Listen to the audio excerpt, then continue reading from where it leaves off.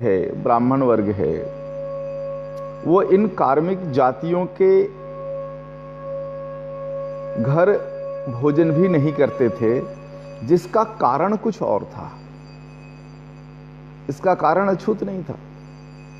इसका कारण यह था कि भारत में जब मनु आधारित सामाजिक व्यवस्था जब बैठी, तो चार जो वर्ण बांटे गए, इन चारों वर्णों को अपनी अपनी जिम्मेदारी दी गई। सबसे जो ऊंचा शूद्र वर्ण है, इसको जिम्मेदारी दी गई उत्पादन की, कि आप उत्पादन के क्षेत्र में आओ, उत्पादन करो।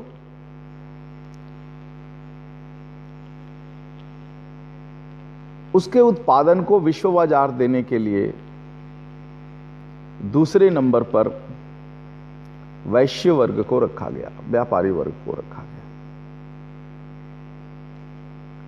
और जब भारत का बाजार विश्व में फैल गया और बहुत धन आने लगा भारत में, तो विदेशी आक्रमणों से भारत को और भारत की सामाजिक व्यवस्था को बनाए रखने के लिए जिस बल की जरूरत हुई, उसके साधकों को तीसरे नंबर पर क्षत्रिय वर्ण में रखा गया।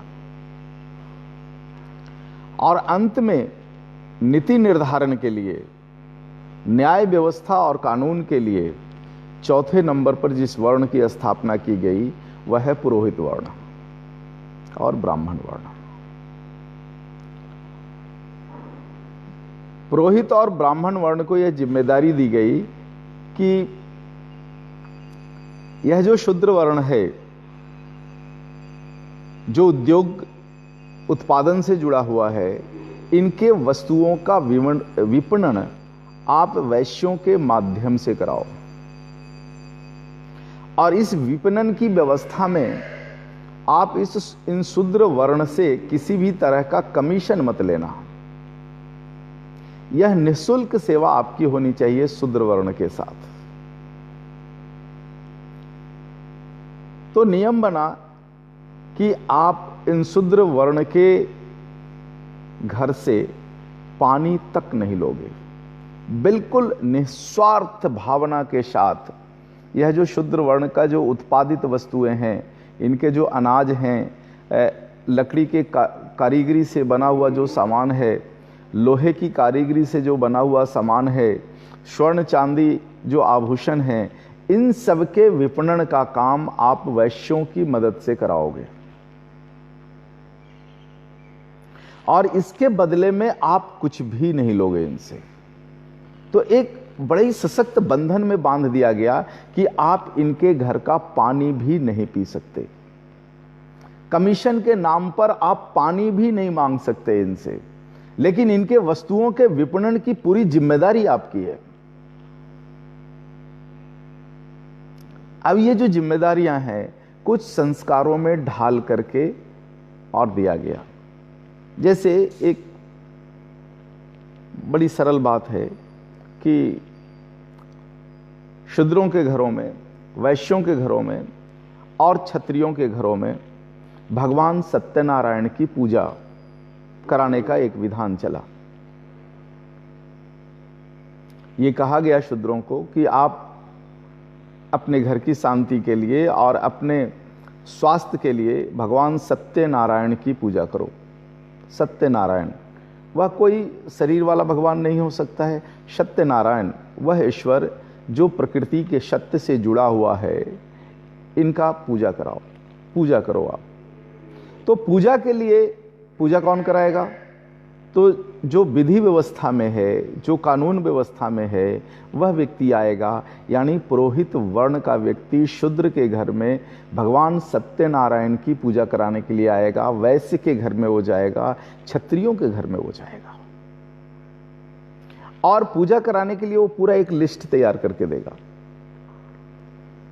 और वो कहेगा, यजमान, ये पूजा कराने के लिए, भगवान सत्यनारायण को प्रसन्न करने के लिए आपको 5 मिट्टी के नए मटके चाहिए, 1 लकड़ी का नया पीढ़ा चाहिए, नया चाकू चाहिए, 2 गज नया कपड़ा चाहिए, और ताजे फल चाहिए, दीपक के लिए घृत चाहिए।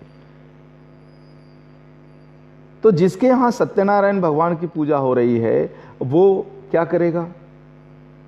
वो शूद्रों के घर से मिट्टी का बर्तन लाएगा, बुनकरों के यहाँ से कपड़ा लेकर के आएगा, किसानों के यहाँ से फल सब्जियाँ लेकर के आएगा, प्रसाद के लिए अनाज लेकर के आएगा, और फिर भगवान सत्यनारायण की जो कथा है उस कथा को पुरोहित बाँचेंगे।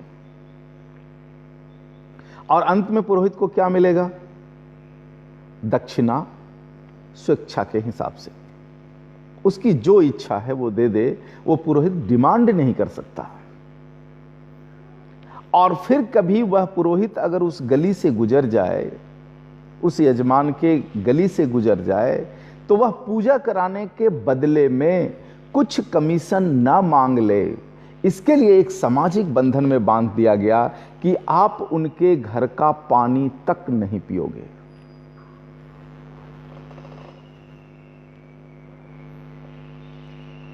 शूद्र वर्ण के सारे उत्पादन की मार्केटिंग वो पुरोहित कराएगा, लेकिन बदले में कुछ लेगा नहीं। इतनी ऊंची व्यवस्था भारत में थी। तो पुरोहितों का घर कैसे चलेगा? तो उनको एक जन्मसिद्ध अधिकार दिया गया कि आप भिक्षाटन करके अपना जीवन यापन कर लो। भिक्षा करके खुद का और खुद के परिवार को चला लो, और जीवन भर इन शूद्रों और वैश्य समाज की सेवा में लगा दो। ये कितनी ऊंची सोच रही होगी। इसी विषय को अंग्रेजों ने लिया और उलट करके इस विषय को फिर से रख दिया समाज में। दे दो।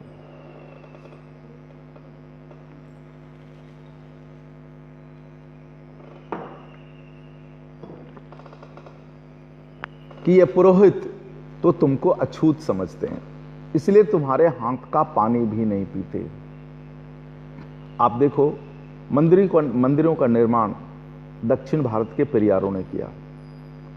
अंग्रेजों ने उनको अछूत रखा और कहा कि इनकी परछाई से भी दूर भागो।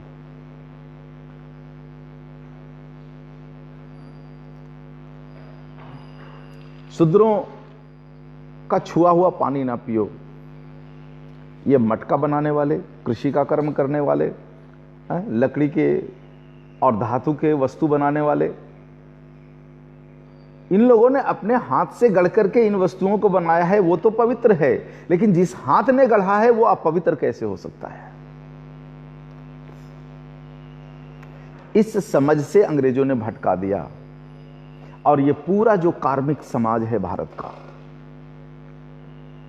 जिसने दुनिया के विश्व बाजार पर कब्जा कर रखा था, इनको अछूत की श्रृंखला में ला करके, इनको दुत्कार कर, इनको गालियां देकर, इनके साथ दुर्व्यवहार करके, और वैसी ही स्थिति करनी चाहिए जैसी स्थिति एक पौधे को वैज्ञानिक जगदीश चंद्र बसु ने करके दिखाया था। धीरे धीरे हमारे मनस्पटल पर यह बैठता गया कि वास्तव में ये जातियां अछूत है, ये स्पर्श करने लायक नहीं है। परिणाम क्या आया? कुम्हारों ने अपने बच्चे का भविष्य मिट्टी के बर्तन की कारीगरी में नहीं लगाया। सुथारों ने अपने बच्चों का भविष्य कास्ट इंजीनियरिंग में नहीं लगाया। लुहारों ने अपने बच्चों का भविष्य आयरन इंजीनियरिंग में नहीं जाने दिया। और एक गलत चीज प्रचारित की कि जो अंग्रेजों की नौकरी करेगा वो सबसे सम्मानित वर्ण है। जो कहावत थी, उत्तम खेती मध्यम बान करे चाकरी कुकर निदान, उलट दिया। उत्तम नौकरी मध्यम वाण कर दिया। और हम सहज प्रवृत्ति के लोग, भारत के लोग बड़े सहज होते हैं, तो हमारी सहजता ने इसको स्वीकार कर लिया और स्वीकार करके पूरा जो वर्ण है, शूद्र वर्ण, वैश्य वर्ण और क्षत्रिय वर्ण और ब्राह्मण वर्ण, ये चारों वर्ण में आने वाली जो पीढ़ियां थी, इन लोगों ने नौकरी पेशे को ही उत्तम मान लिया। नतीजा क्या हुआ? सारे हुनर हमारे देश से चले गए। ना तो मिट्टी पर काम करने वाले अच्छे कारीगर रहे, न ही कास्ट पर काम करने वाले कारीगर रहे, न ही लोहा पर काम करने वाले कारीगर रहे, और न ही देश पर मर मिटने वाले योद्धा ही रहे। क्षत्रियों ने अपने कर्म को नष्ट कर लिया, वैश्यों ने अपने कर्म को नष्ट कर लिया, शूद्रों ने अपने कर्म को नष्ट कर लिया, और जो पुरोहित ब्राह्मण वर्ग भारत की सामाजिक व्यवस्था को बनाने के लिए अपने जीवन का बलिदान किया था, अपने परिवार को भिक्षाटन पर पाल करके और इन तीनों वर्णों को पुष्ट किया था, वह भी नौकरी की तलाश में भटक गया।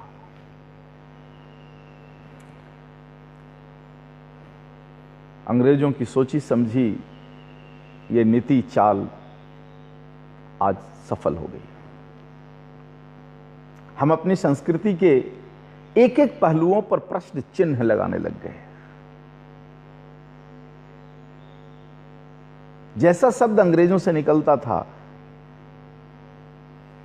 जैसे तिलक लगाना, इसको अंग्रेजों ने अंधविश्वास में रखा कि अंधविश्वासी लोग हैं तिलक लगाते। हमने उनकी बात को मान लिया। भगवान सत्यनारायण की पूजा करना, भगवान सत्यनारायण कौन है? ईश्वर जो हमें सत्य के मार्ग पर लेकर के जाता है। इसमें क्या अंधविश्वास हो सकता है?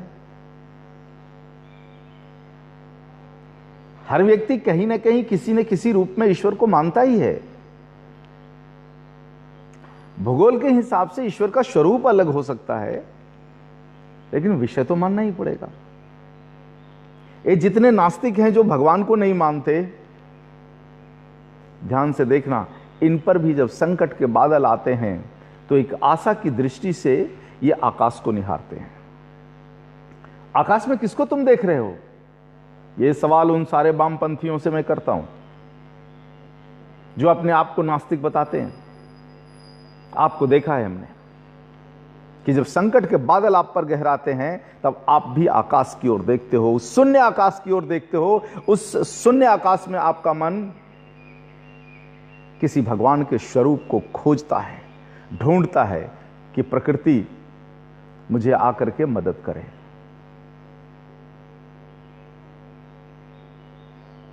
हम भी तो उसी शून्य ईश्वर की आराधना करते हैं, बस एक सरलता के लिए हमने उसका एक स्वरूप दे दिया है, उसकी एक मूर्ति बना दी है।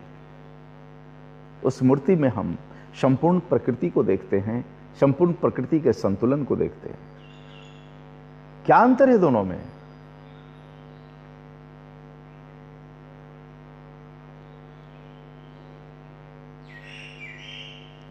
अंग्रेजों ने इसी सिद्धांत के ऊपर हमारे समाज की जो व्यवस्था थी, सामाजिक व्यवस्था थी, इसके एक एक पहलुओं को तोड़ा, और अंत में ऐसा हुआ कि हम स्वयं अपने आप को नीच समझने लग गए और अंग्रेजों को श्रेष्ठ समझने लग गए। इसलिए अंग्रेज जो अपने जीवन में करते थे, उसे हमें अपने जीवन में उतारना श्रेष्ठता लगने लग गई। अंग्रेज पतलून पहनते थे, पतलून पहनते हैं, फुल पैंट पहनते हैं, तो फुल पैंट पहनने में हमें शान दिखने लग गया, हमने धोती को छोड़ दिया। अंग्रेज पतलून के ऊपर बेल्ट बांधते थे, तो हमने भी बेल्ट बांध करके उनके बराबर आने की समझ बनानी शुरू कर दी। अंग्रेज टोपी लगाते हैं, तो हम भी टोपी पहनने लग गए। अंग्रेज सिला हुआ वस्त्र पहनते हैं, गले में टाई बांधते हैं, तो हमने बच्चों के गले में वो फांसी का फंदा भी लगा दिया।